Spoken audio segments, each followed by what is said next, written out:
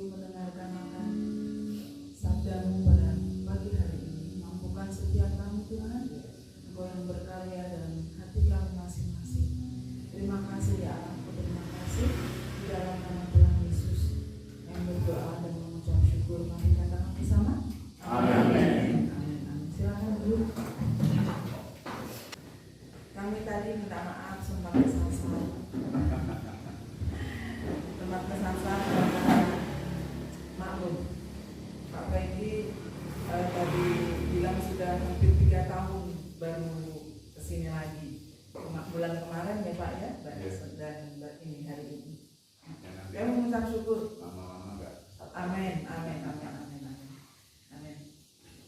Bapak Ibu, saya akan menyampaikan renungan saya beberapa minggu yang lalu. Saya sedang merenung di rumah, tiba-tiba Tuhan dalam hati saya itu ada satu perkataan namanya pemandu. Ya. Saya bingung pemandu itu apa. Terus ada satu kilasan gitu ya, seperti kapal. Bapak Ibu mungkin yang di sini karena jauh dari laut ya, mungkin ada yang sudah pernah naik kapal besar kayak Sirimau, Kalimutu ya. Pernah naik kapal tentu, dan itu kadang-kadang kita tuh tidak tahu, tidak memperhatikan. Nah saya itu baru-baru ini aja, padahal saya sudah sering naik kapal laut, kapal besar. Mulai dari saya masuk pelayanan di Kalimantan sampai saya akhirnya bisa Tuhan izinkan kami pulang ke Jawa, Kalimantan naik pesawat. Itu ternyata Bapak Ibu, kalau kapal itu mau berlayar, mau berangkat, itu ada kapal kecil. Tidak sebanding sih dengan kapal yang gede, yang besarnya seperti itu, yang orangnya ribuan seperti itu. Namanya juga kapal penumpang. Lain kapal feri.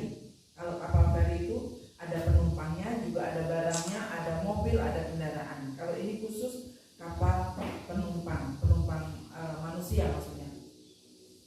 Bapak Ibu, ternyata kalau saya perhatikan itu ada kapal kecil di bawah, itu untuk petunjuk, ya, untuk mengarahkan supaya kapal besar ini bisa ke tengah-tengah lautan. Saya pikir dulu ini kapal bisa jalan sendiri, langsung ke tengah laut, langsung berlayar gitu ya. Ternyata enggak. Ada pemandu, namanya kapal kecil ini pemandu, petunjuk arahnya harus dia ini kemana, kanan kiri, sampai kapal besar ini menuju ke sasaran atau tempat yang memang sudah semestinya kapal besar ini berlayar.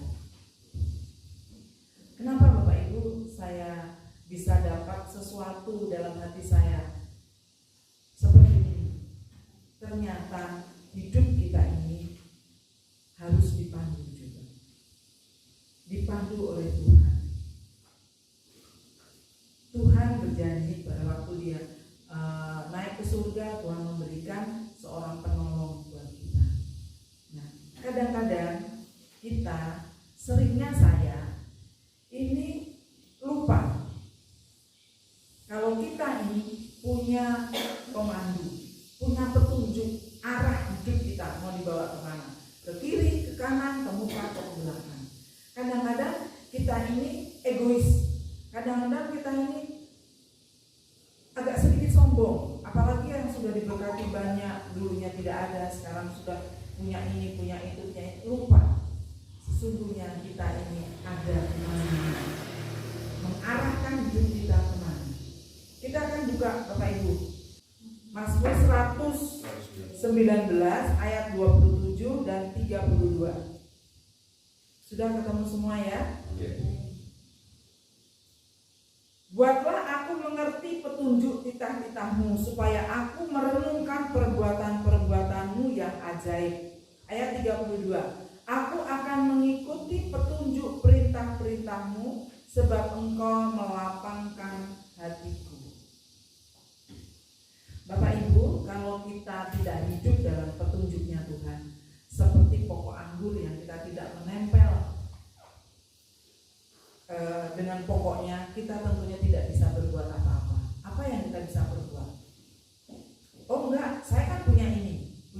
kepintaran, punya harta, anak saya semua berhasil. Bapak Ibu sekarang sedang booming-boomingnya orang kaya mendadak, ya. Betul? Ada di TV, anak usia sekian 26 tahun sudah jadi miliarder. Dia sudah sesumbar. Tuhan itu katanya bingung untuk memiskinkan dia. Aduh, pada waktu saya dengar seperti itu terkejut, ya.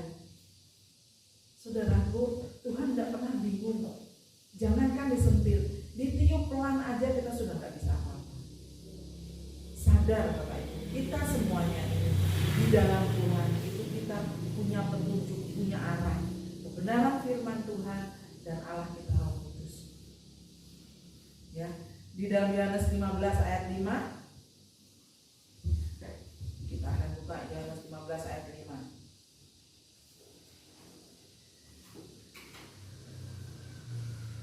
Akulah pokok anggur dan kamulah ranting-rantingnya. Barang siapa tinggal di dalam aku dan aku di dalam dia, dia berbuah banyak. Sebab di luar aku kamu tidak dapat berbuat apa-apa.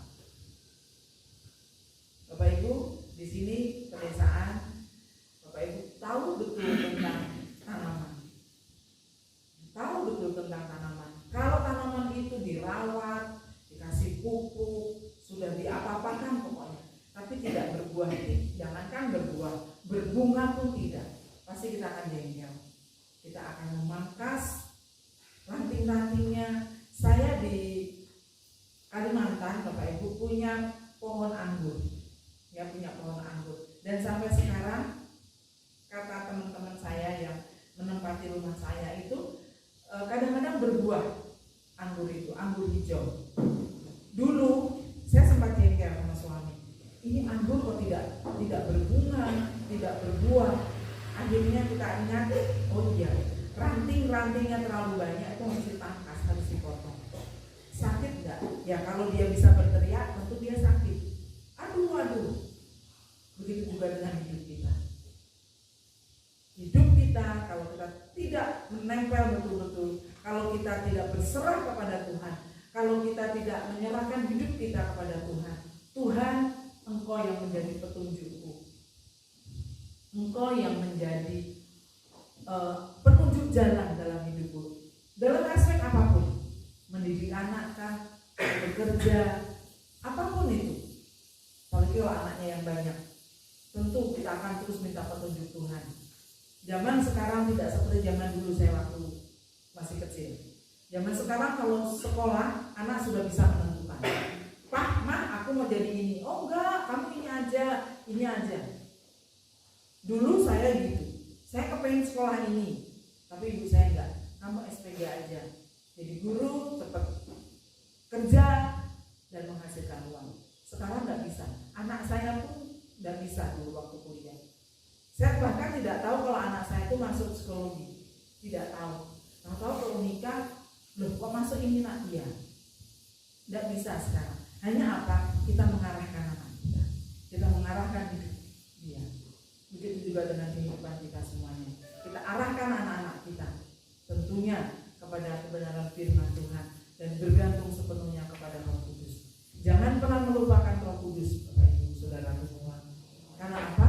Kalau kita melupakan pribadi yang sangat-sangat kita butuhkan, lambat laun kita akan berbelok arah.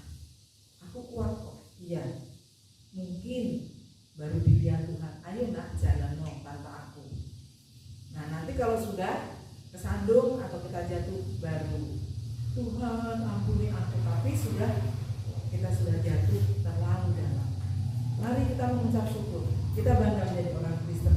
Kita tidak pernah ditinggalkan sendiri oleh Tuhan, tapi Tuhan mengirimkan seorang penolong, seorang petunjuk buat hidup kita, untuk kita mengarahkan yang benar, mengarahkan anak-anak kita, pekerjaan kita, pelayanan kita. Renungkan itu Bapak Ibu. Mungkin firman Tuhan ini singkat, tapi itu yang saya alami dalam hidup saya. Bapak Ibu, kesaksian sedikit. Saya agak sedikit ngeyel juga. Kalau misalnya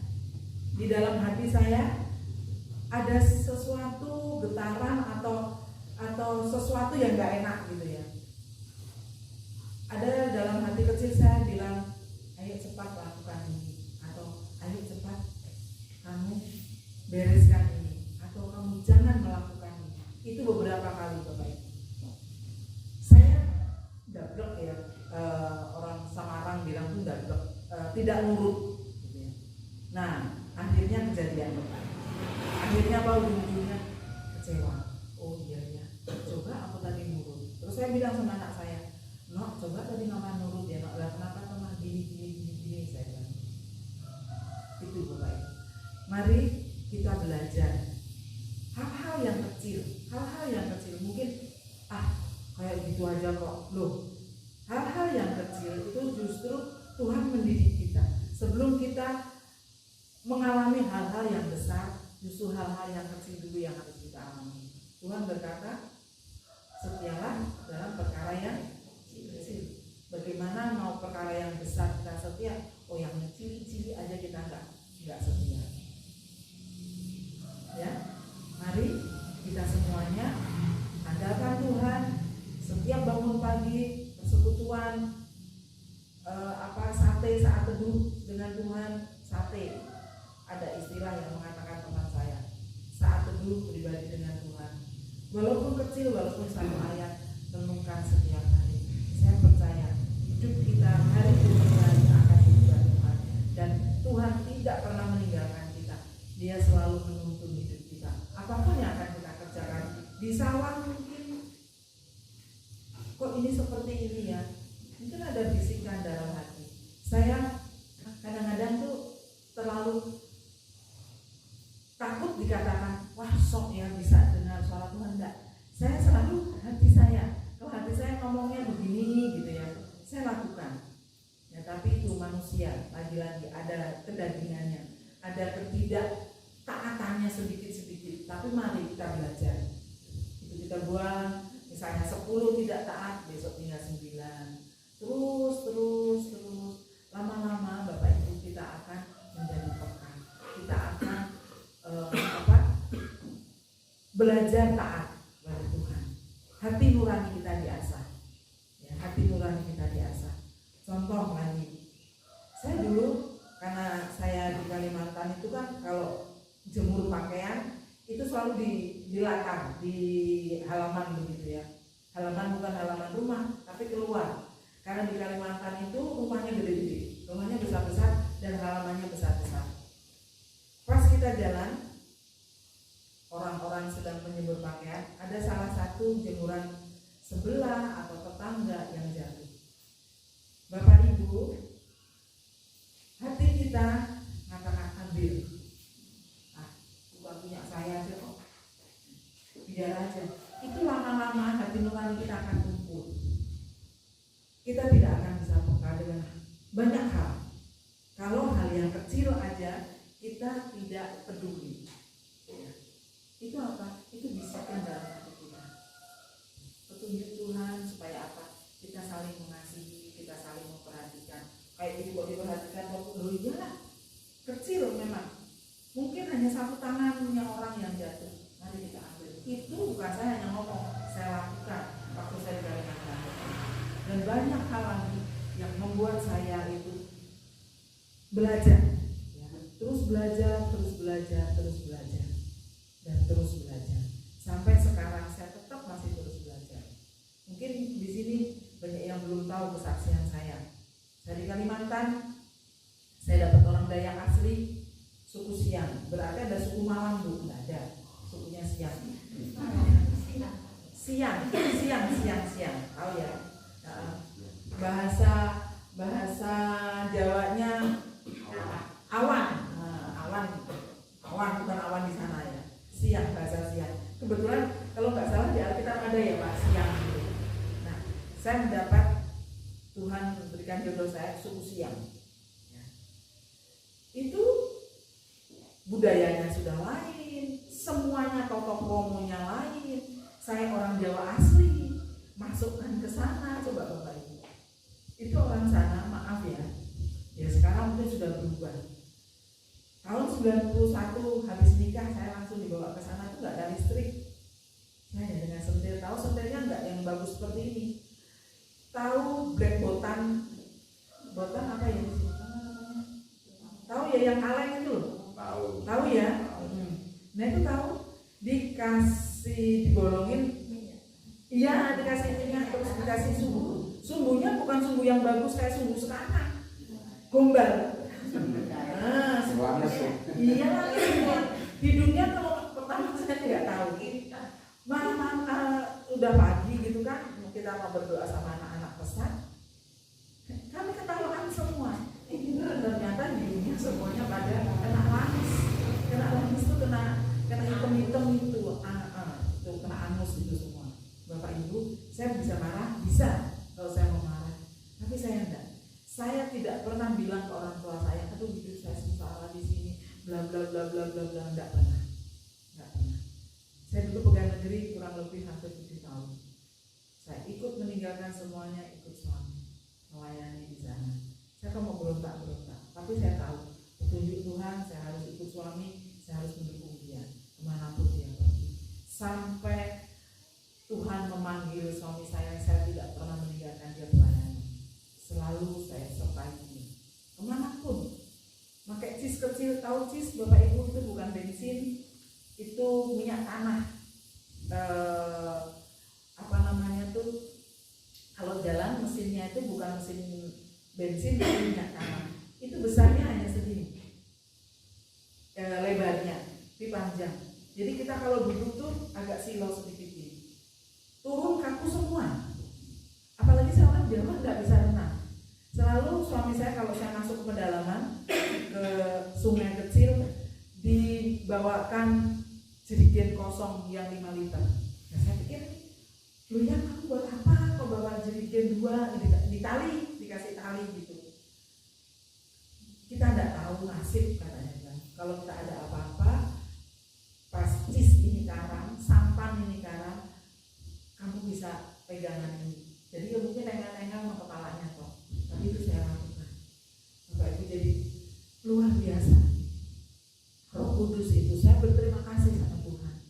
Tuhan memberikan Roh Kudus yang bisa menuntun hari-hari saya.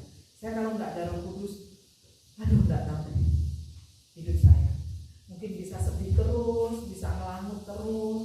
Mungkin saya tidak gemuk seperti ini, ya, kurus seperti saya beberapa tahun yang lalu ditinggal suami. Tapi saya mengucap syukur sama Tuhan. Di sini mungkin ngalamin juga penyesalan. Minyak harganya mahal. Ini saya yang mengucap syukur sama Tuhan. Mahal pun kalau kita punya rezeki kita bisa beli. Murah pun kalau kita tidak punya rezeki kita tidak bisa. Saya ngomongnya gitu sama orang tua saya. Oh iya mak, bener mak. Ibu saya bilang gitu. Nah ya, minyak murah tapi kita nggak punya uang. Di sininya grundel, ya. Tapi biar mahal Tuhan berkati kita bisa beli. Amin, Bapak Ibu. Tuhan selalu pas, selalu cukup apa yang kita butuhkan. Oleh sebab itu jangan pernah tinggalkan Tuhan. Roh Kudus itu petunjuk buat kita hari-hari hidup kita dalam segala aspek kehidupan. Amin.